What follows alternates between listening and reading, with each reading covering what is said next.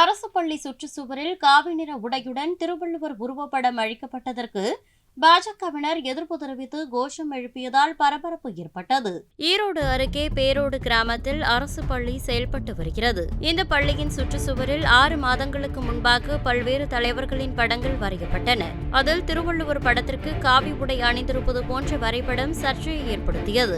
இந்த நிலையில் நேற்று சுவரில் உள்ள காவி திருவள்ளுவர் படத்தை வெள்ளை நிறமாக மாற்ற முடிவு செய்த பள்ளிக்கல்வித்துறை காவல்துறையின் உதவியுடன் காவி நிறத்தை அழித்து வெள்ளை உடை திருவள்ளுவரை வரைந்தனர். ஆனால் இதற்கு எதிர்ப்பு தெரிவிக்கும் விதமாக உள்ளூர் பாஜக நிர்வாகிகள் காவி நிற திருவள்ளுவர் படம் அப்படியே இருக்க வேண்டும் என்ற கோஷம் எழுப்பினர். அந்த எதிர்ப்பையும் மீறி காவி திருவள்ளுவர் படம் அழிக்கப்பட்டது அப்பகுதியில் பரபரப்பை ஏற்படுத்தியது.